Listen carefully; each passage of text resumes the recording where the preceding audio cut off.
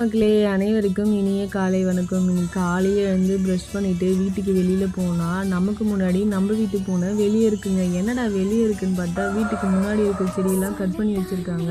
So அதுவும் வேடிக்கை பார்க்குது போலங்க. நானும் போயிட்டு கொஞ்சம் நேரம் வேடிக்கை பார்த்துட்டு மாடிக்கு போனால் மாடியில் மழை வருமா வராதா அப்படின்ற மாதிரி தாங்க இருந்தது. அப்படியே இந்த பக்கமும் அந்த பக்கமும் திரும்பி பார்த்தா நம்ம வீட்டில் அங்கங்கே ஒரு பூ பூத்து இருந்தது. பார்க்கவே ரொம்ப நல்லா இருந்துச்சு.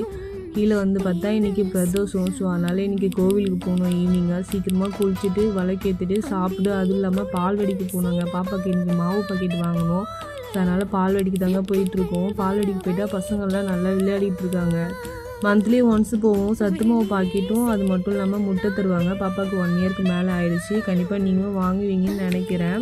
ஃப்ரூட்ஸ் எதுவும் இல்லைன்னு சொல்லிட்டு வெஜிடபிள்ஸ் கடைக்கு போனோம். ஃப்ரூட்ஸ் அங்கே இருக்குன்னு பார்த்தா ஆனால் நிறைய ஃப்ரூட்ஸ் இல்லை, அதுவும் நல்லாவும் இல்லை. வெஜிடபிள்ஸ்லாம் கொஞ்சம் நல்லா இருந்துச்சுன்னா மறக்காமல் சப்ஸ்கிரைப் பண்ணி பாருங்கள். நெக்ஸ்ட் வீடியோ பார்க்கலாம். பாய்.